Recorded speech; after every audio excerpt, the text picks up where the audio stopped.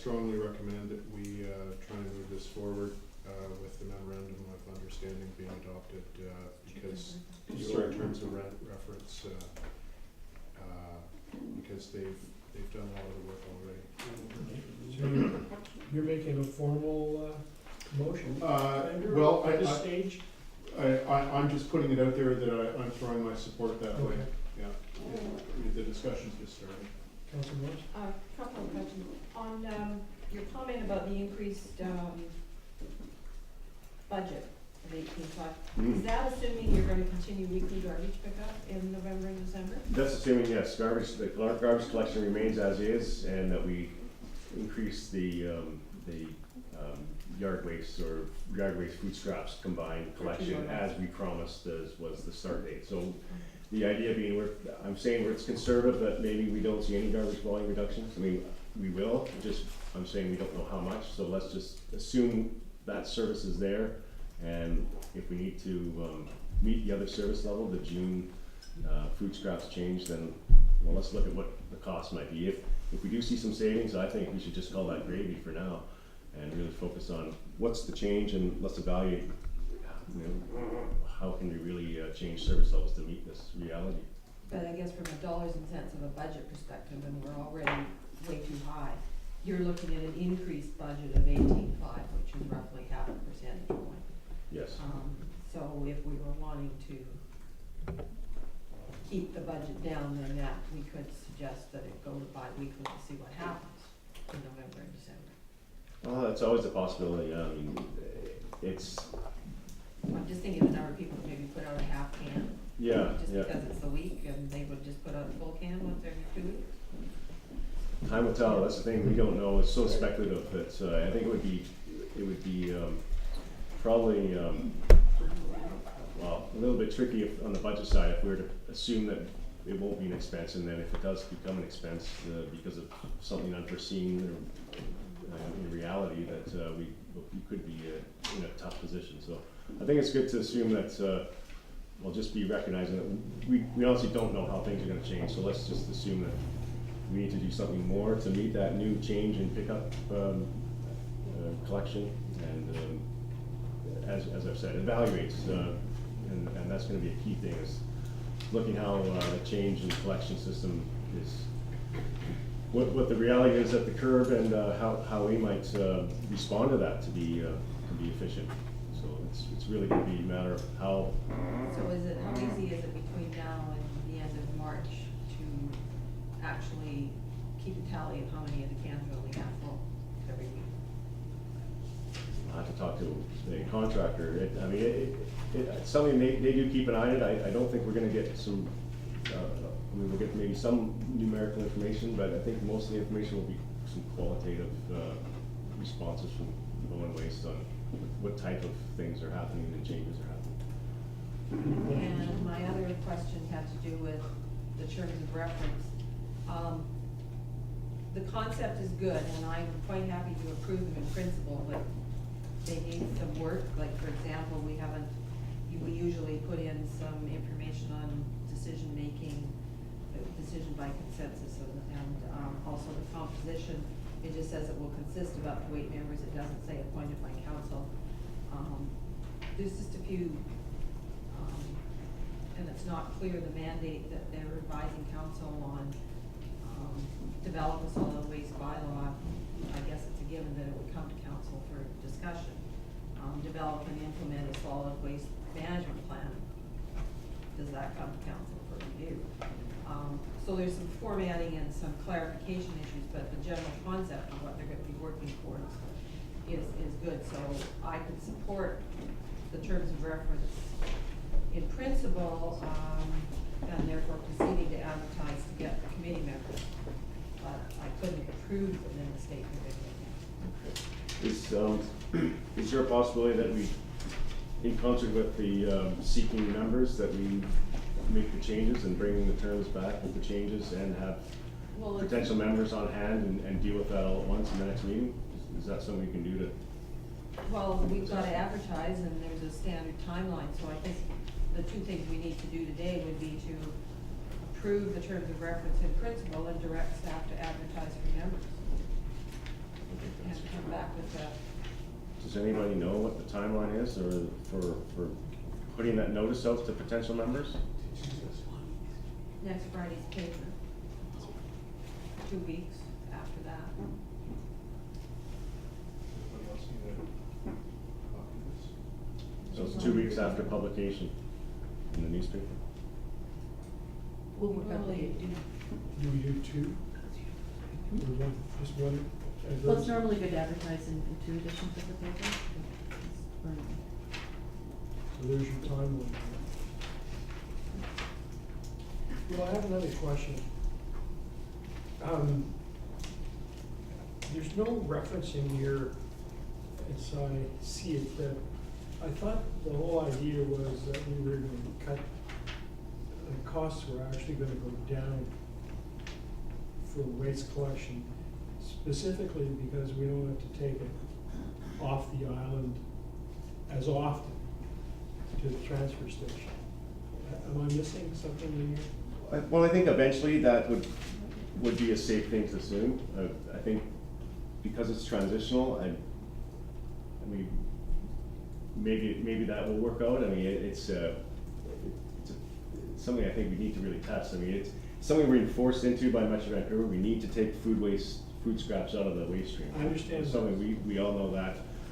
I think as you move along and we get our program organized, I mean, we've had a contract that's been rolled over for years and years. 2013 is gonna be filing a new contract, so I think it's a time to just really assess this carefully and make some good investigation into what the program is now, what the changes are gonna be like, and let's look at that, I think, at the end of the year.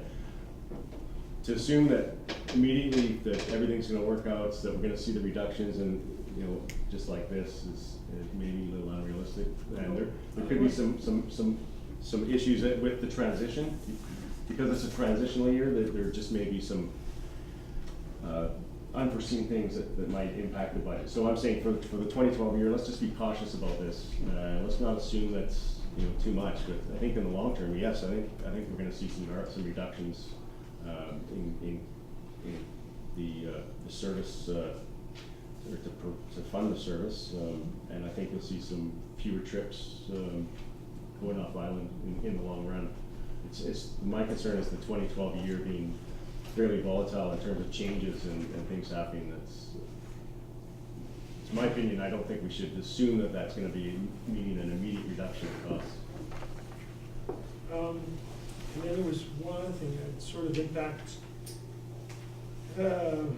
matters that are in front of council now, and one of them is that I saw somewhere that I think you mentioned something about not burning. Right. Was that in the? Anyway, we have come before, in the Solid Waste and Resource Management Advisory Committee, I think there was mention of not burning.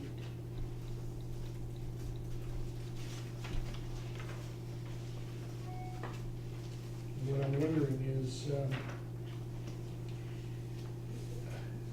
there's 2 applications before council at present for rezoning, including Twin Islands and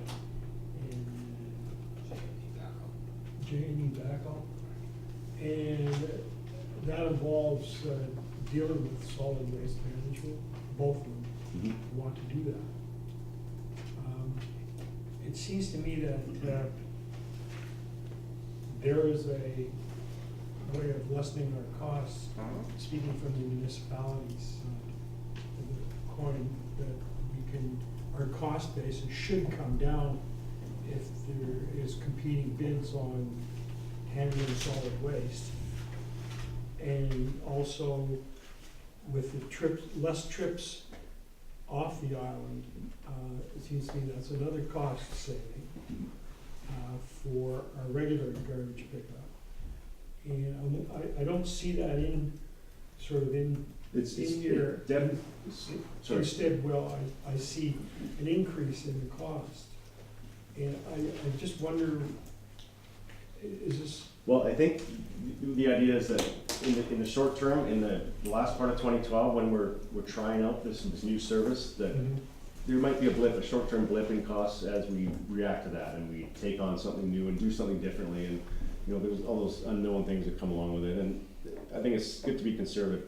As we move through next year and the years beyond, I mean, this Solid Waste Resource Management Advisory Committee, they've got a mandate from now until the end of 2013. And the intent is to, at the end of the day, we're gonna have a new contract for our solid waste program here. We're gonna have some research and understanding of what options do we have and which ones are gonna be feasible for Bowen Island. So this committee is, they're gonna be actively working and looking at things that we can do on island and looking at the options. And that would be something that we would, over the next year and a half, taking these things to council and getting some feedback and some things moving forward on which way we want to go. So I think that's definitely a big part of this committee is understanding what is out here on the island, what resources do we have, what can we use to keep things on island and handle things on island.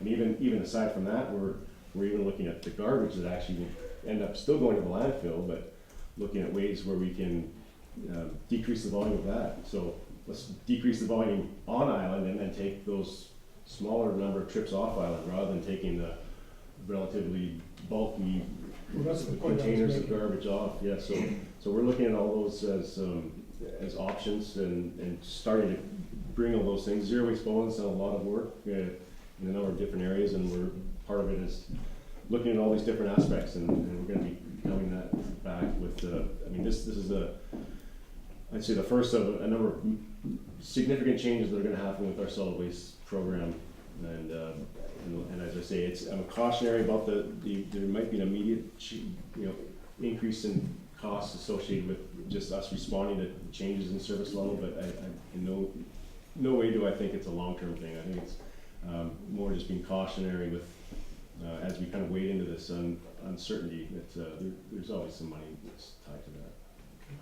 Any councillors or add anything further? This ultimately is a revenue neutral to the municipality. If the cost is collected through depots. It's a combination of parcel tax and depot fees. So and that's one thing that's back in November there we were looking at maybe getting rid of depots altogether or changing the rates and maybe attributing it more to the general parcel taxes and those things are still going to be looked at as part of the committee will be taking that and we'll be developing that as again, thinking 2012 is a transitional year, it's very difficult to start changing rates and those sorts of things when we're embarking on some big things here, so let's just be step. Councillor Benson? It's one of those things which end up now on our desk, and I know that a tremendous work went in that already, and the people behind it, I know and I fully respect their expertise and sincerity. So I sense Councillor Stone's sympathy for the project. I'm personally in full support. How much of an urgency is there to have a motion today? Well, it's more really the timeline to get the committee members going. I think every week that the members are not able to move forward and we can't get the educational program started, it's going to be making it more stressful at that June 4th date. The urgency is to get the committee going, to get the educational process. That's correct, yes. So that since we are in a whatever transition anyway, I would be in favor of it, to deal with it today, and then just see it as a transitional year. Maybe in a year, if need arises, we will modify or whatever. But not to do it right now would be probably more harm than moving forward.